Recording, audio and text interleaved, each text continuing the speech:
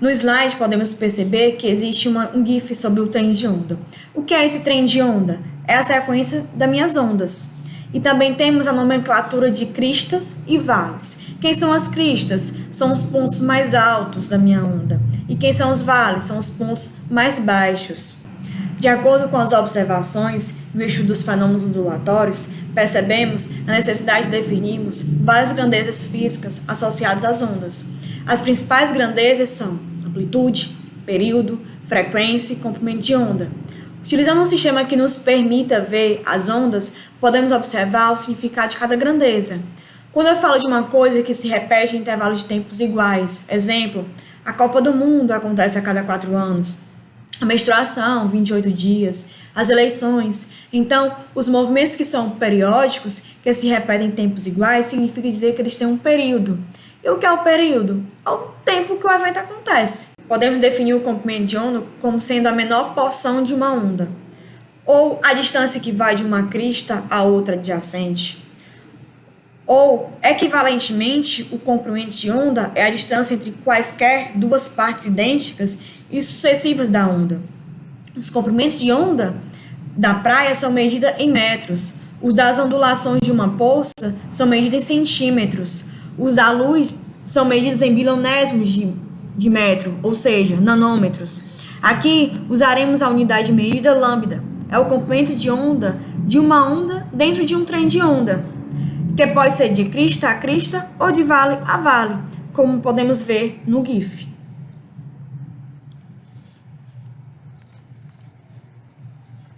Já o termo amplitude se refere à distância entre o ponto médio da vibração e a crista ou vale de uma onda. Então, essa distância do ponto médio de vibração da crista até a crista ou até o vale, a gente chama de amplitude. Portanto, a amplitude é igual ao máximo afastamento em relação ao equilíbrio. O valor de A é denominado amplitude da onda. Ele permanece constante ao longo da corda, quando a propagação é conservativa, ou seja, não há dissipação de energia. E diminui ao longo da corda quando a propagação é dissipativa, caso real em que a parte da energia da onda se dissipa. E se duas ondas diferem apenas na amplitude e propagam-se no mesmo meio, a mais intensa, ou seja, mais forte, é aquela que tem maior amplitude. A taxa de repetição de uma determinada vibração é a sua frequência. A frequência de um pêndulo oscilante ou de um objeto vibrando em uma mola especifica o número de vibrações para lá e para cá que ele realiza em um determinado tempo, normalmente 1 segundo. Uma oscilação completa, para lá e para cá, constitui-se uma vibração. Se ela ocorre durante 1 segundo, a frequência é uma vibração por segundo. Se ocorre 2 vibrações a cada segundo, a frequência é de 2 vibrações por segundo. E a unidade de frequência no Sistema Internacional de Medidas é chamada de Hertz, em homenagem a Hertz, que demonstrou a existência das ondas de rádio em 1886. Então, uma vibração por segundo é 1 Hertz. 2 vibrações por segundo equivalem a 2 Hertz, e assim sucessivamente. Frequências mais altas são medidas em kHz. E outras ainda mais altas são medidas em megahertz ou gigahertz. Então, as frequências de ondas de rádio são aquelas nas quais os elétrons são forçados a vibrar na antena da torre transmissora da estação. Assim, vemos que a fonte de todas as ondas é sempre algo que vibra.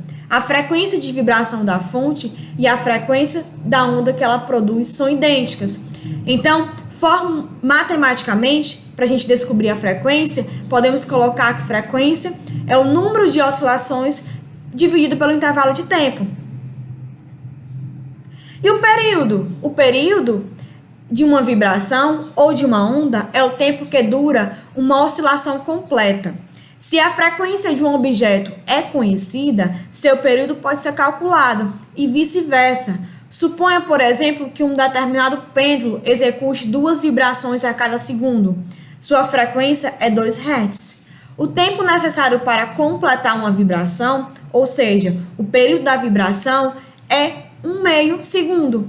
Já se a frequência for 3 Hz, então o período será 1/3 de segundo. A frequência e o período são o inverso um do outro. A velocidade do movimento periódico ondulatório está relacionado à frequência e ao comprimento de onda das ondas. Podemos compreender isso considerando o caso simples das ondas na água.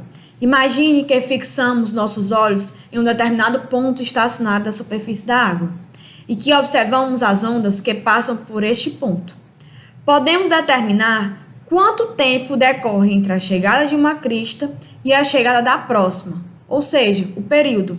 E também podemos observar a distância entre as cristas ou o comprimento de onda.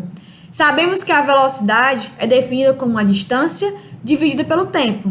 Neste caso, a distância corresponde a um comprimento de onda e o tempo decorrido a um período.